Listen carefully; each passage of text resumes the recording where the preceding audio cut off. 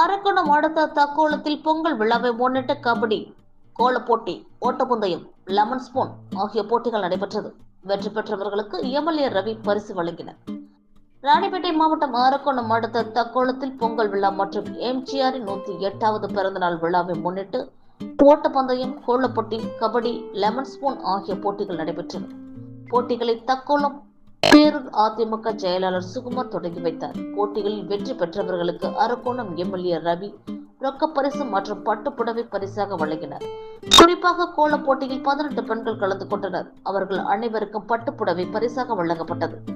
மேலும் தக்கோலம் பகுதி பொதுமக்களுக்கு பொங்கல் பரிசாக கரும்பு, வேஷ்டி சேலை 2000 பேருக்கு வழங்கப்பட்டது.